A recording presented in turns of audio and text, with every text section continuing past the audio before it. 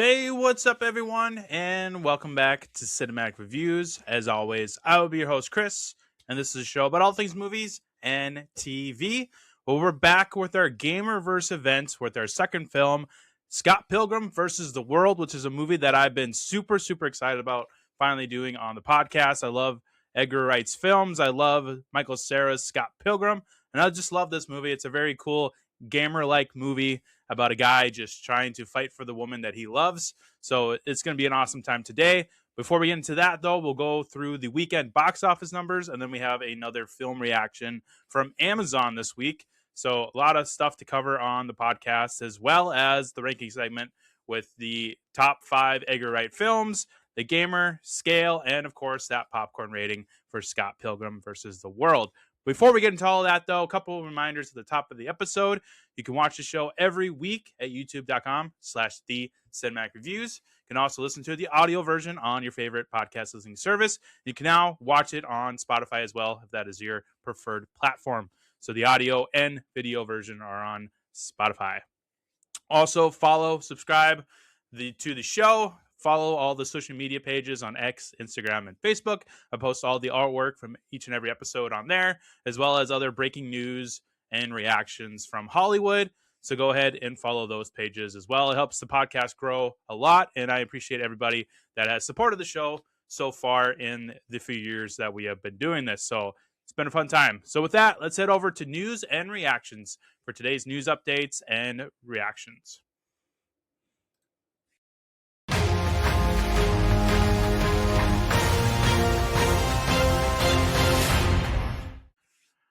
So we haven't done a box office kind of review in a while, so I thought it'd be fun to do one here.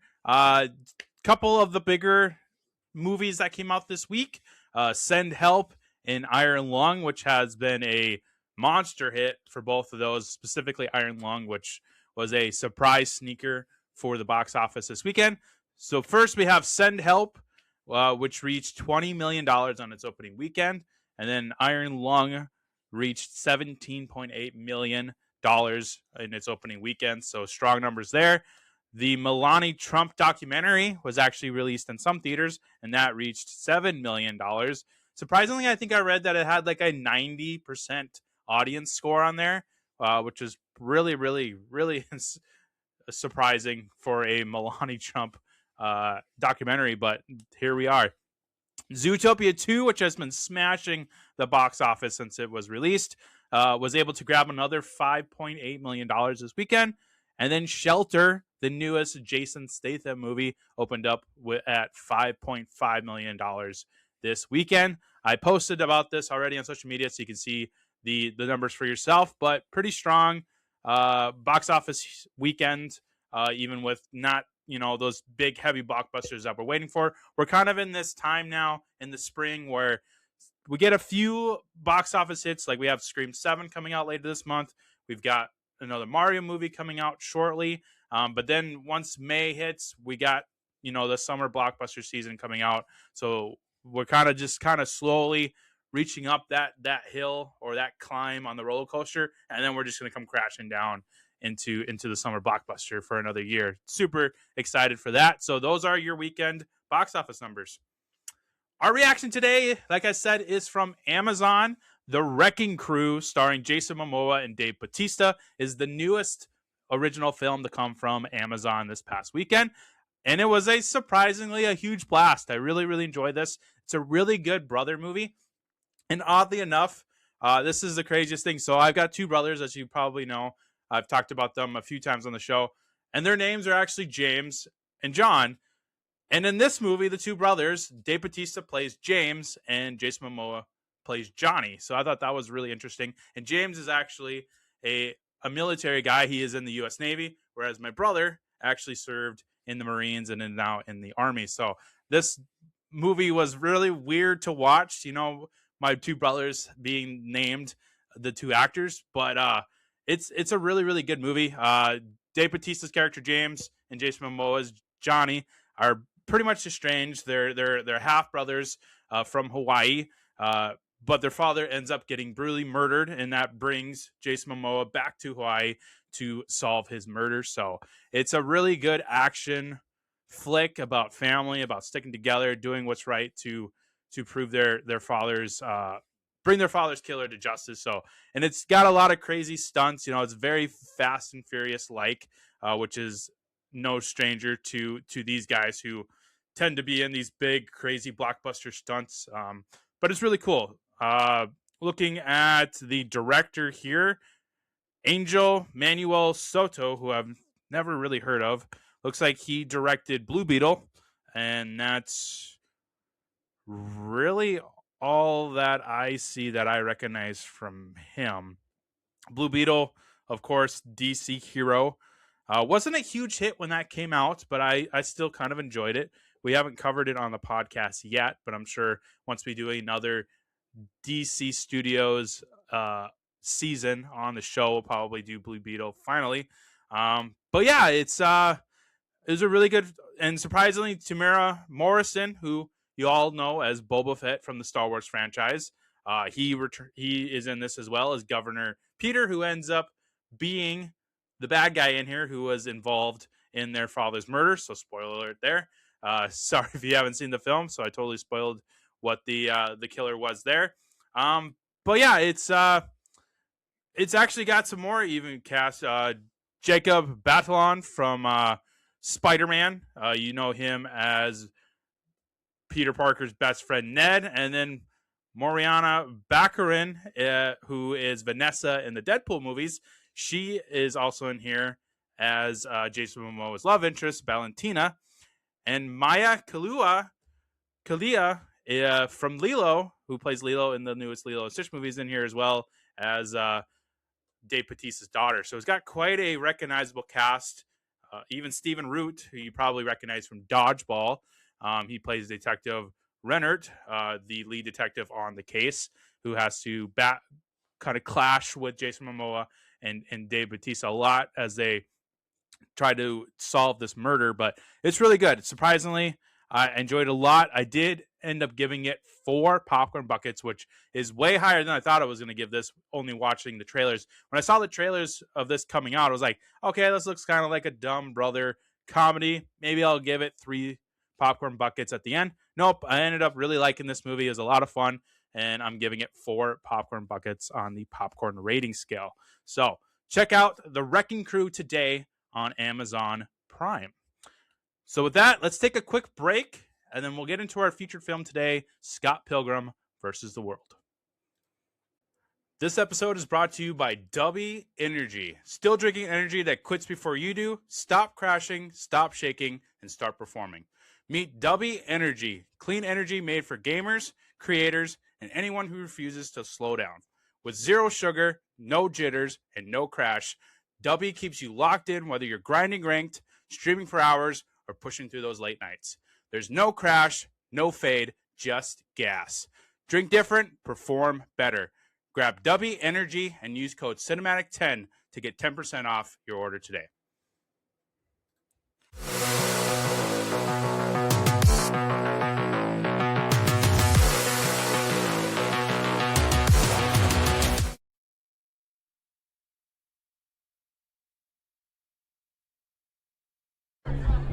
You know everyone, right?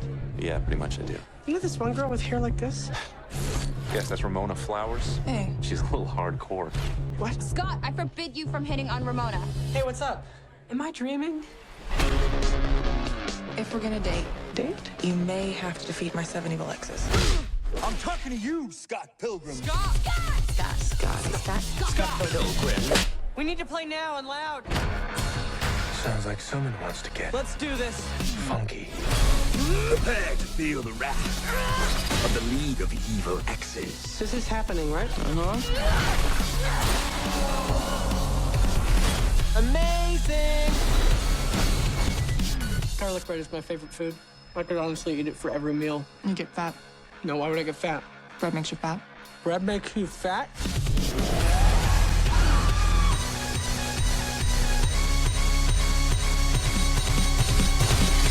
Okay, I'm jealous. Sorry, you were saying about me? I thought we had a fight going on here.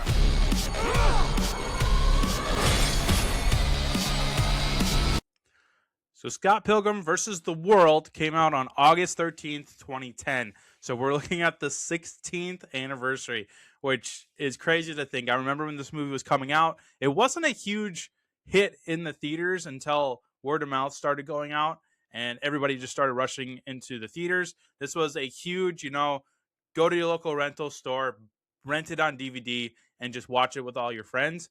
Like, this didn't have a huge reaction, this huge blow up in the theaters. It wasn't until later on when it came out on DVD and you were able to watch it at home and just watching it with all your friends, like I said. So it slowly became that cult classic that it is today. I think you can call it a cult classic now, and it's just one of the most beloved movies ever. It's probably the one that everybody remembers from Michael Cera, other than maybe like Juno or Super Bad. But it's right up there for Michael Cera. And of course, Elizabeth Winstead, was such a huge crush on a lot of guys and maybe even some girls. Maybe some girls were into her as well. I don't know for sure, but I know, being a guy, this every guy's crush was Ramona Flowers. So yeah, this ended up being a huge movie when it came on DVD, not so much in the theaters. But with the budget of $60 million, it also didn't make a whole lot of money. It only made $51 million worldwide. Looks like it only made about $33 million in the U.S. alone. It didn't make its round, like I said, until the DVD sales. Then eventually it hit cable, then it hit streaming, and then that's when it just really blew up into this huge cult classic. And then they ended up re-releasing it for the 10th anniversary with a new updated 4K and all that stuff. So this really didn't have a big theater run. It was really had a resurgence during the DVD period of its longevity. So, which is unfortunate because this would have been, I didn't get to see this in theaters. I didn't see it like a lot of people until it came on DVD, but this would have been a really, really great movie to watch in theaters. I hope they do another re-release, maybe on the 20th anniversary, and I can experience this in the theater finally. But it's such an incredible movie. To give you kind of just a brief review, if you haven't seen the movie in a while, it's about a guy named Scott Pilgrim who ends up meeting this woman or girl, whatever you want. She is a woman. Excuse me for my stupidity. Meets this woman, Ramona Flowers, played by, like I said, Mary Elizabeth Winstead. First in his dreams, then he ends up meeting her in real life, and they sort of have this immediate bond together. They start kind of dating. Then it gets revealed that Scott must fight her 7 evil exes in order to be with her, and that's where this journey of Scott Pilgrim versus the World goes, where he has to battle each of the 7 exes until he gets to Gideon, aka G-Man, who ends up being the current boyfriend of hers, kind of. And we get this huge battle at the end. So, based off the comic book, Scott Pilgrim vs. the World, I've only read one of the comic books. I have been planning on going back and reading all those. I believe there's 6 or 7 of them total. So it's a lot of content to read through. Netflix also did a 8-episode anime series on it as well. I started watching that. It's that one is more faithful to the books, it seems, but it still kind of changes a few things, whereas the movie is a lot different from the books, from what I remember. And we'll get through all that during the comic versus film segment on today's show. But let's kind of roll through the cast, because this has a huge, lovable cast that we all know and love now. This was in 2010. A lot of this cast wasn't really well known, except for probably Michael Cera, like I said, from like Superbad and some of the other ones that he did. Arrested Development, I think, is what he did. Let's kind of take a look at. I don't think we've really talked about Michael Cera on the show, so this is a great time to kind of go through his run here real quick. So Breaking Bad or Superbad, like I said, 2007. That's probably what he is most known for. And then he eventually does Juno that same year, which is another one that most people know him from, as well as the. Then he goes on to do Year One with Jack Black. Then that's where he does Scott Pilgrim in 2010. which really skyrocketed him into that. Then he started to do some of these other comedies like This Is the End 3 years later. And then he was in Sausage Party. What else was he in? Drunk History. The Lego Movie as Robin. Then he went on to Molly's Game briefly as Player X during one of the poker games.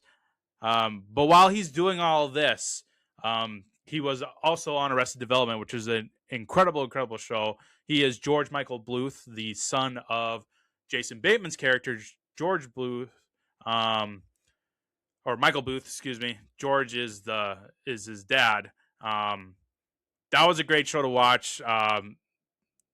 And then once that kind of wrapped up, then he started to just pop up in other things like Black Mirror. He was in Barbie as one of the Kens. And then most recently he was in The Running Man, of course, because Edgar Wright directed that one alongside Glenn Powell, which he's terrific in there. Check out the My Running Man reaction when that came out. He was very, very entertaining in there as kind of the crazy homebody that turned his house into Home Alone and took out the guys chasing Glenn Powell's character. But yeah, Michael Cera, he's really great as Scott Pilgrim. After watching this movie so many times, I can't really see anybody else playing Scott Pilgrim, but I'm sure eventually someone's going to want to take a crack at it.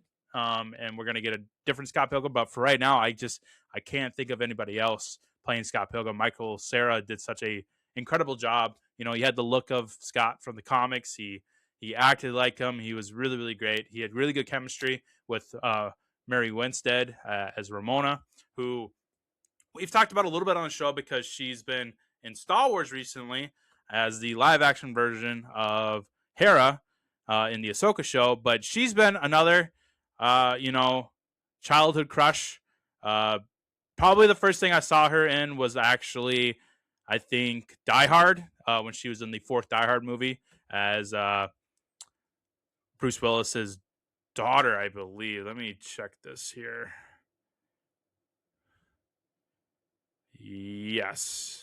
Yep, she was she played Lucy in there. So that's probably the first thing I saw her in. And then she starred in Scott Pilgrim as Ramona, of course, who she's terrific as Ramona. She really embodies that character from the comics from what I remember. And she's just incredible with the action sequences and her chemistry with Michael Cera. Then she ended up going into The Thing with the Thing remake alongside Joel Edgerton. That's a great one too. I can't wait to do The Thing maybe during one of our Fright Night seasons during Halloween. She was in Abraham Lincoln Vampire Hunter as Mary Todd Lincoln.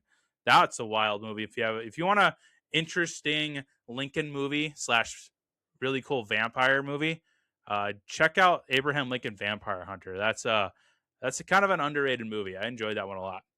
Then she returns in the fifth Die Hard movie, A Good Day to Die Hard, as Lucy, of course, daughter of McClane. Then she came back into everyone's hearts in 10 Cloverfield Lane, which was a interesting sequel to Cloverfield, if you remember that found footage about the aliens attacking, I believe it was New York or something like that. But she stars as Michelle alongside John Goodman in this Cloverfield universe installment. Very interesting psychological thriller / alien invasion movie. I would love to do a Cloverfield season on this show. I don't know exactly how we would pull that off, considering like they're three very different projects, but they are within the same universe. So that'd be really, really cool to do. She was in a few episodes of Fargo on FX. She was in Gemini with Will Smith. A lot of people probably remember her from the Birds of Prey movie as the Huntress. Very cool in there. And then, of course, like I said, she is currently Hera in the Star Wars universe, which she should be coming back with the Ahsoka Season 2. I really hope that she does come back because she's great as the live-action Hera. So those are our two main characters, Ramona and Scott. I mean, it's their story, it's their love story. But let's dive into some of the side characters here. We got Stacy Pilgrim, the sister, of course, to Scott, played by the lovable and adorable Anna Kendrick, who I absolutely love. I love her and everything that she does. I think she's very underrated. She's super adorable. I love seeing her in movies. This is probably the first thing I ever saw her in as Stacy Pilgrim, and she does a terrific job as kind of being the consoling sister, but also like, hey, idiot, get your shit together, where she plays off very, very greatly. Then we have Julie Powers, played by Aubrey Plaza. Again, this is probably the first time I ever saw Aubrey Plaza before she blew up when she was on Parks and Recs, and then all the other comedies she's been in, like Mike and Dave Need Wedding Dates, which is one of my favorite rom-coms, which surprisingly, Aubrey Plaza and Anna Kendrick star in there together. And she was in other ones like Dirty Grandpa with Robert De Niro, and she was in a season of The White Lotus, so she's really blown up. But this is really where I remember seeing her for the first time as Julie Powers. Kieran Culkin plays Wallace Wells, the gay roommate to Scott Pilgrim. Kieran Culkin has made a name for himself, since starring in Succession. He's an excellent and incredible actor, brother to Macaulay Culkin, of course, but he's made a name for himself. He's really great in here as Wallace. I love him. Then we have Steven Stills, the singer / guitarist for Sex Bomb, played by Mark Webber, who I'm not too familiar with. I think I've only really seen him in this movie that I can think of at the top of my head. Let's take a quick peek at his filmography here. I'm not too sure what he's been up to lately. Looks like he was in an episode of NCIS this past year. Interesting. He actually voiced Scott Pilgrim in the newest animated show on Netflix. So that's cool that he reprised his role as Steven Stills. Not recognizing anything here other than Scott Pilgrim. So it's really Oh, he was in Green Room. I've seen Green Room. That's a crazy... We want a crazy horror movie starring Patrick Stewart? Check out Green Room. This thing was freaking wild. Antoine Yelchin was in here. Mark Webber. Looks like he played Daniel. Yeah, I remember him now. Yeah, I remember him in Green Room. So he's pretty good in there too. So I like him as Steven Stills.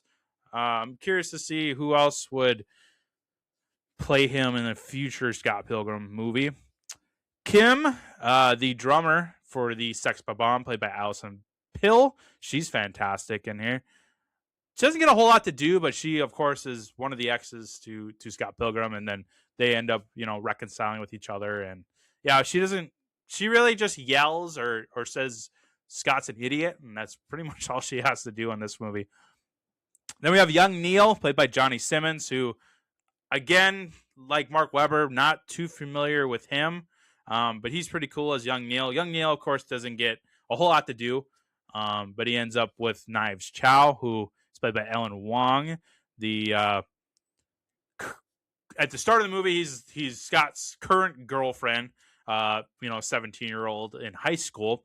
And then eventually he meets Ramona, cheats on Knives, cheats on Ramona, and gets kind of messy, but she's really adorable.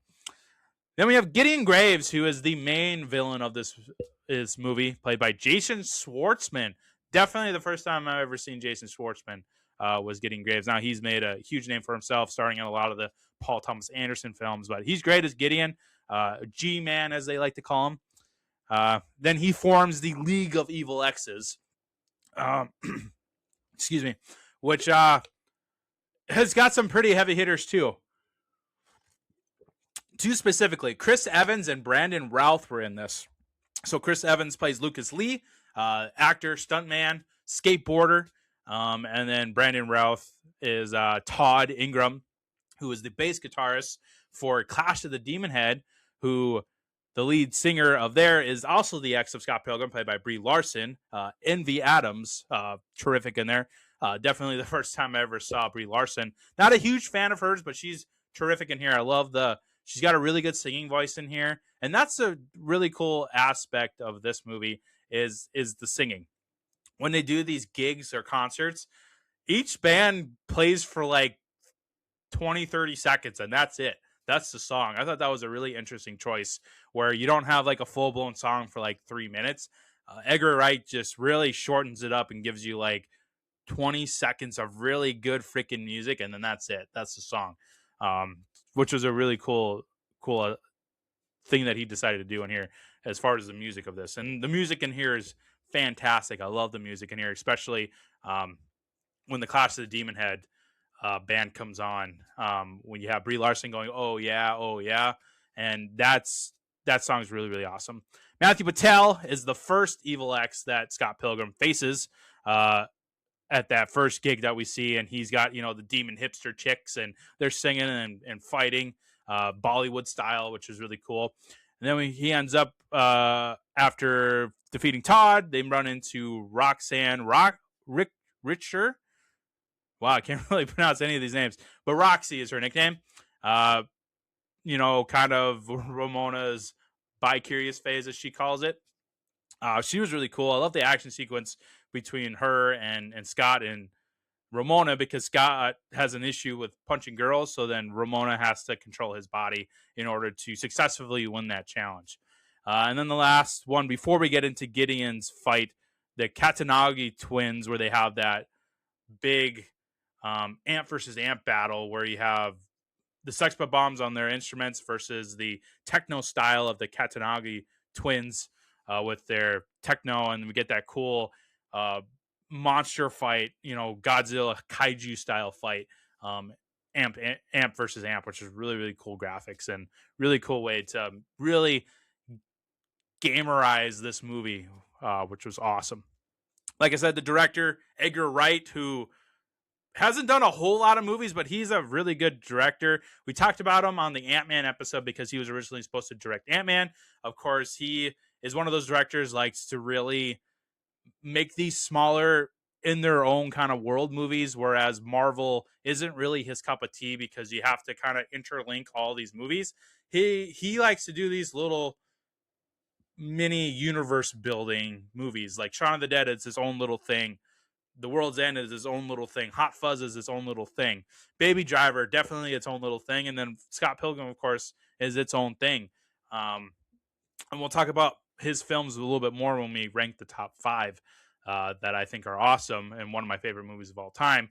But he's still got a really unique and entertaining aesthetic to his movies, especially Scott Pilgrim. I think he did a really good job at bringing the video game style into this movie with all the Nintendo sound effects and the coins and the Street Fighter style with all these challenges or these big battles between the X's are really, really cool. I love the aesthetic and the very gamerized aesthetic of this movie. It makes it 1,000 times more entertaining. I absolutely love it.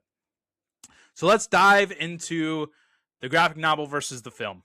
So the first one, the graphic novel series takes place over the course of an entire year, whereas the film only takes place in a matter of a couple weeks, so it's pretty quick.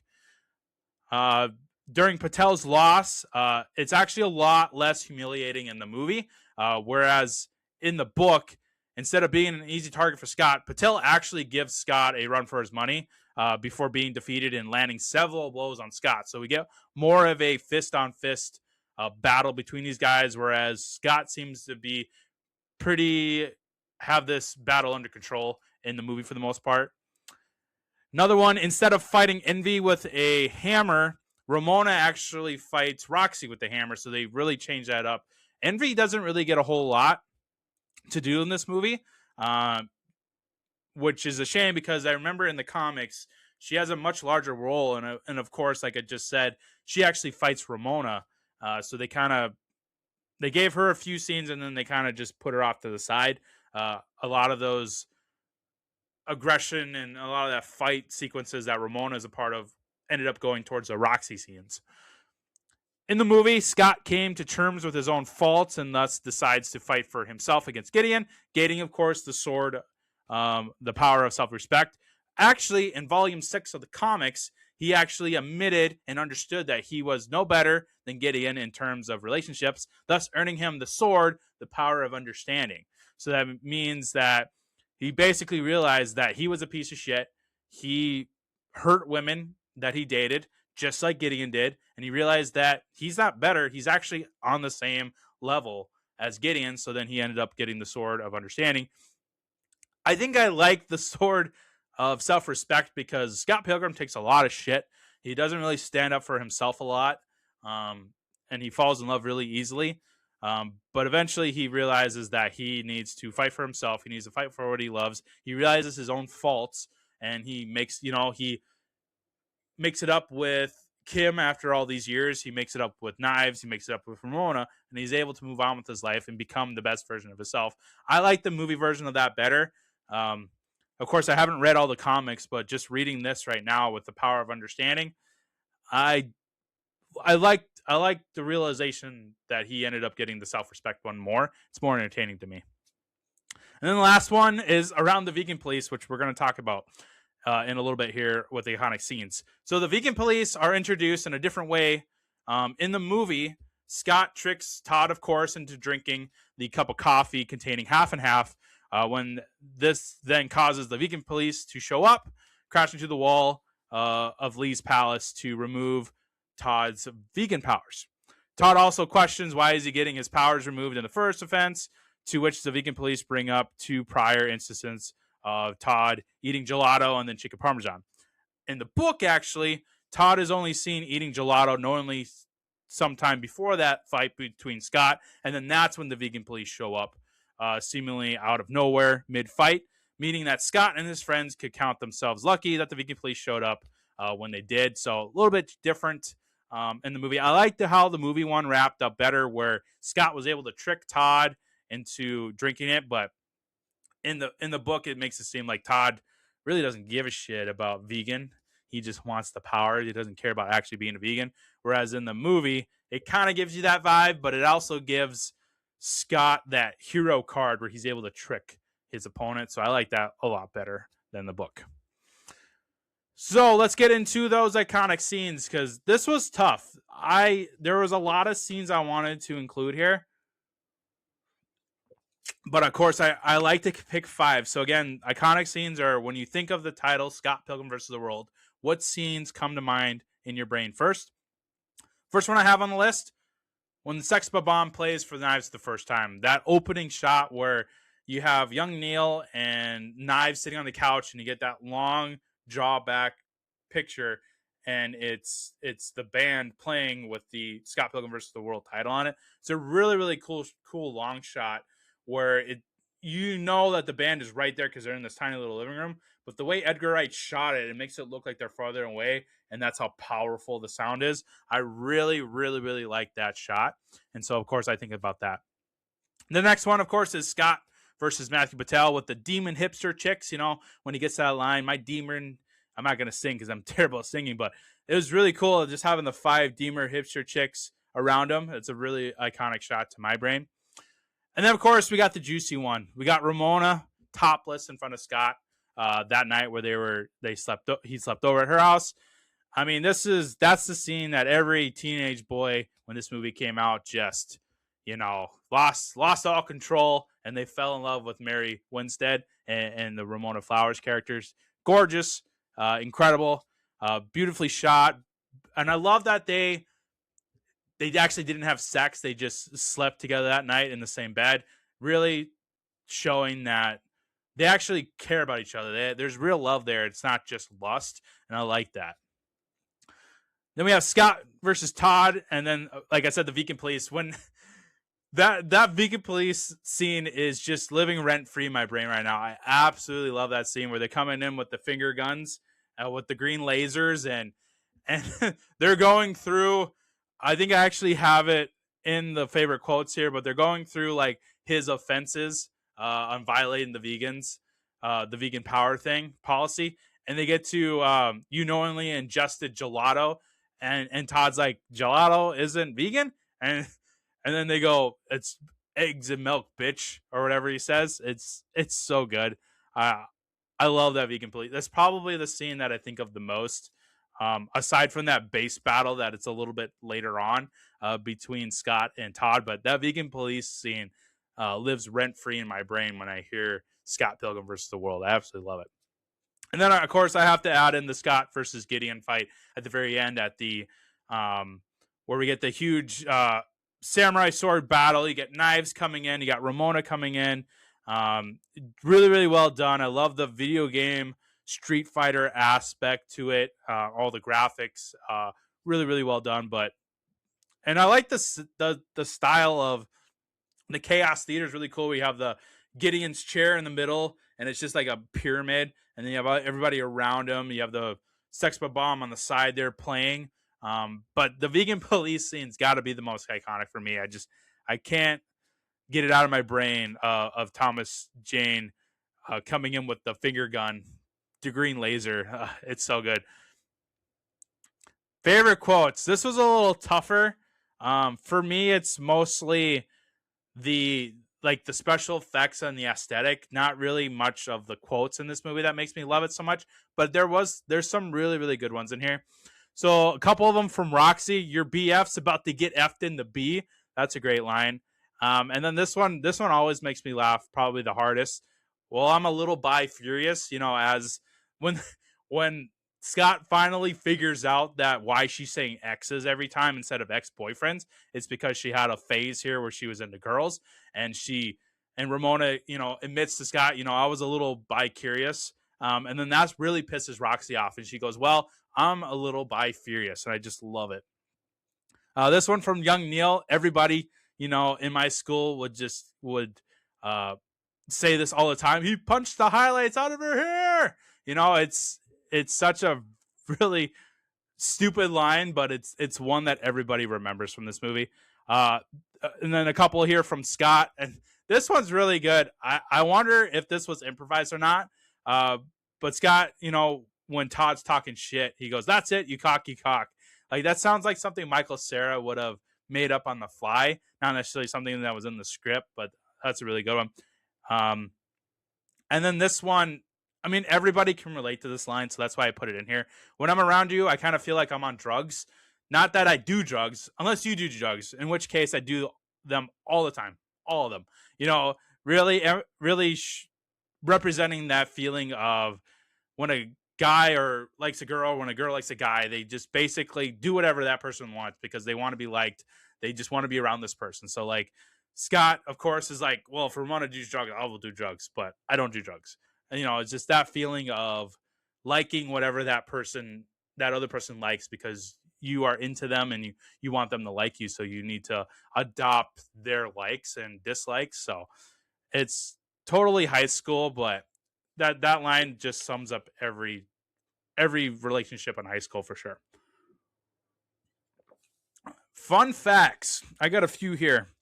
There actually wasn't a whole lot to find, as far as like behind the scenes stuff. But I did find some interesting ones.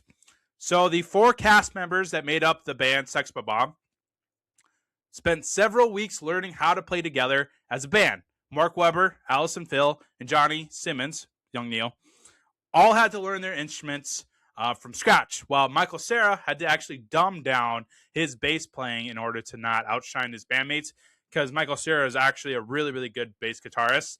He's fantastic.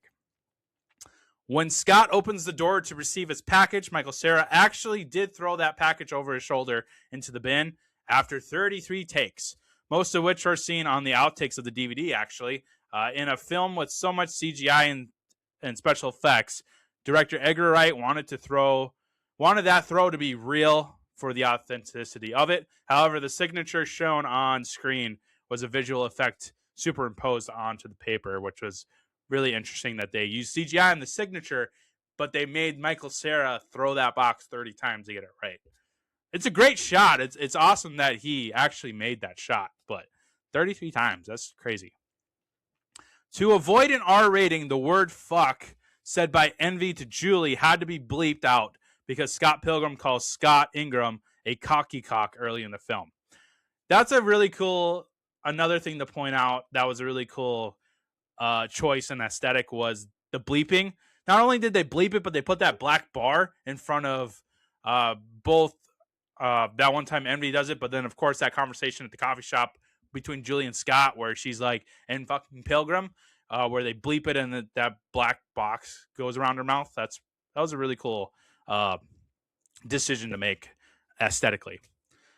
The original concept for Scott Pilgrim is based around two premises. The first one was the idea of what if, after a life of playing fighting games, someone confronted you and you actually had the ability to fight like a Street Fighter. The second concept came about when Brian Lee O'Malley was dating his future wife, Hope Larson. When he learned that she had dated 3 different guys named Matthew, O'Malley came up with the idea of a League of Matthews. This idea then developed into the League of Evil Exes. Matthew Patel is the only Evil X to keep the name Matthew. So that's pretty cool that he actually based it off of a real life experience.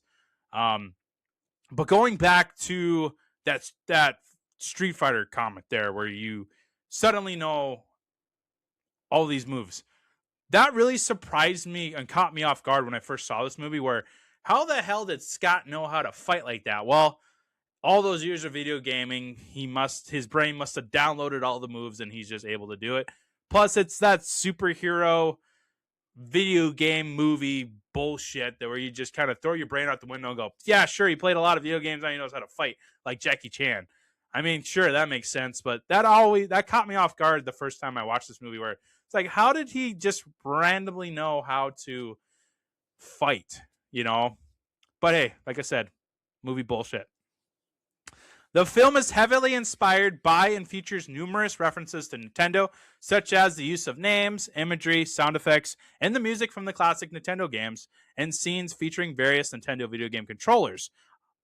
Ironically, the video game adaptation of the film Scott Pilgrim vs. the World, the video game, back in 2010, was only initially released on PlayStation, Xbox, and PC, not Nintendo, even though they used all the Nintendo references. That's crazy. And then the last fun fact I have for you here is Edgar Wright told the actors not to blink to give the film a comic book vibe. There are only a few moments in the entire movie where somebody blinks. Now I'm going to have to go back and watch this movie and see if anybody blinks. And now that I think of it, I don't think anybody blinks unless they're a background character. That is wild that he had them do that. But hey, Edgar Wright has his own way of doing things. So yeah, Scott Pilgrim vs. the World, I absolutely love it. I love the video game aesthetic that Edgar Wright incorporated in here. I love the comic bookiness of it. He did a really good job at ripping Scott Pilgrim from the pages into the movie. Same thing with Ramona Flowers. I think Mary Elizabeth Winstead and Michael Cera had great chemistry together as Ramona and Scott. The Evil Exes were greatly cast. Gideon, played by Jason Schwartzman, was great. He was a dick. He was a giant dick, actually. And he was really, really well done. I love all the other side characters. Fantastic movie. I love rewatching it. It's one of my favorite Edgar Wright films. Speaking of which, let's end the episode like we always do with the rankings.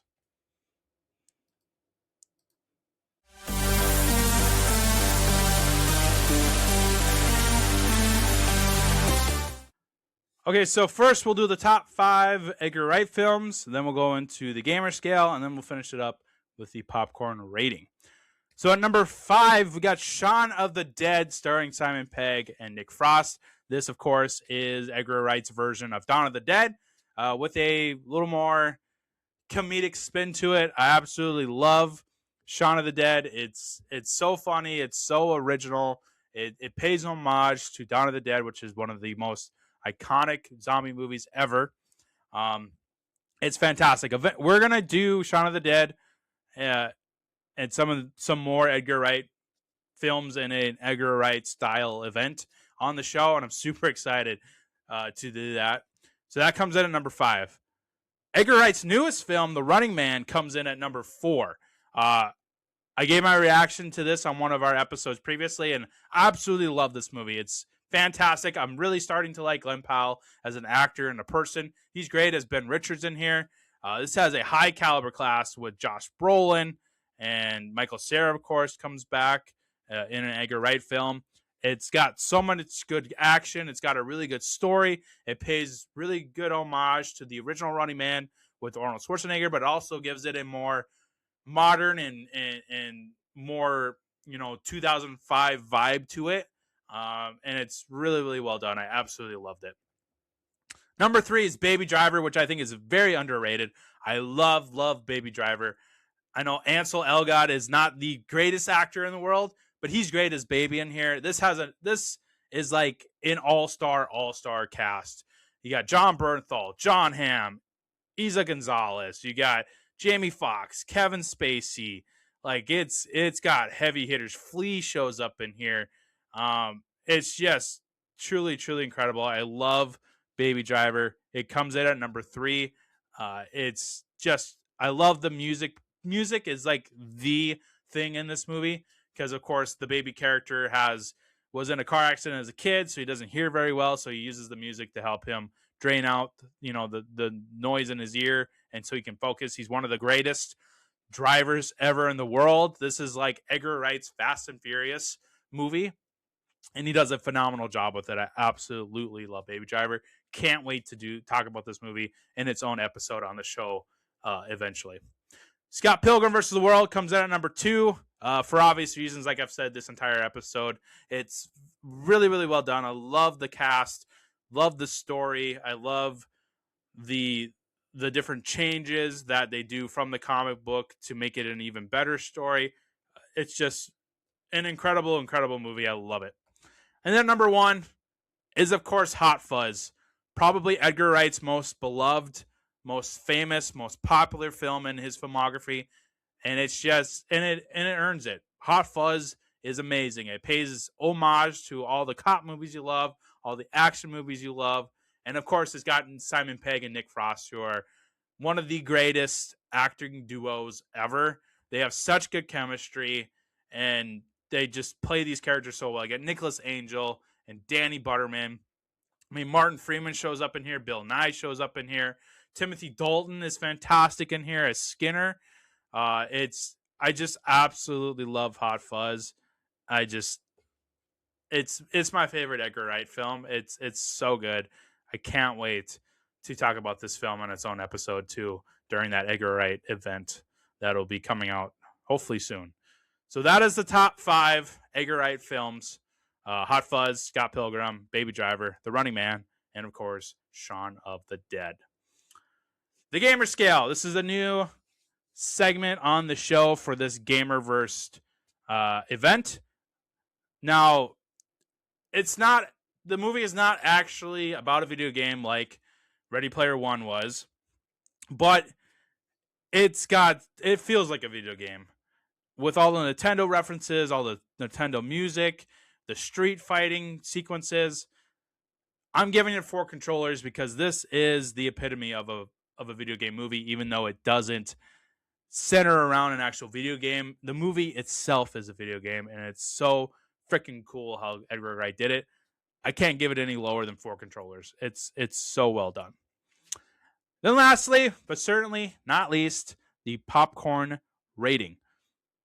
I'm giving it 5 popcorn buckets. I couldn't quite get it to the golden popcorn bucket, but 5 popcorn buckets, it's still really awesome. It's like as high as you can get with a 5 popcorn bucket rating without hitting the golden, but it's so well done. It's an incredible movie. I absolutely love it. Can't believe I finally did it on the show. It's so good. If you haven't seen Scott Pilgrim in a while, go ahead and watch it. It's going to make you want to watch Edgar Wright's other films. That's what I ended up doing this past weekend in preparation for this episode. I watched Scott Pilgrim because it's a feature film today. But then I'm like, now I'm in the Edgar Wright phase. So then I ended up watching Baby Driver, World's End, Hot Fuzz, Shaun of the Dead. Like, I watched all of them, and it's so fun. I really like Edgar Wright as a director. I wish he would have been able to do his version of Ant-Man, but maybe eventually he can get past his differences with big universe building and make a comic book movie. I think he would be incredible doing a superhero movie. Forever it is DC, Marvel, or maybe it's some offshoot superhero movie, but I think he would be a really good director for a superhero movie. So that's Scott Pilgrim versus the World. Great movie. Go ahead and watch it. It's streaming everywhere pretty much. You can buy it. I own it. I can't remember which. I think it's on Hulu maybe or Netflix. I know it was on Netflix for a while. So if you don't own it, you could probably take a peek at Netflix, but I would just buy it, honestly. It's worth buying. Start your Edgar Wright collection with Scott Pilgrim versus the World. So that's going to do it for today's episode. Later this week, we'll dive back into Marvel Friday. We're going to go out of order a little bit. We're going to actually cover the newest Marvel project, Wonder Man, the 8-episode miniseries that just came out. So we'll do that this Friday, and then next Friday, we'll get back to our release order with Doctor Strange. Also next week, we'll end our Gamerverse event with Free Guy, starring Ryan Reynolds. Absolutely love Free Guy. Super excited to finally cover that one on the podcast. I absolutely love that film. Can't wait. So also check out my football podcast, The End Zone Report. We're going to come out with an episode tomorrow, actually, in preparation for Super Bowl 60. And then next week, we will do a reaction to Super Bowl 60. And then we'll kind of take a little break until the NFL draft time happens. So a lot of content for you guys to watch, courtesy of Quantum Podcasts on YouTube or your favorite podcast service. So with that, later, everybody, and check out Scott Pilgrim if you haven't seen it in a while.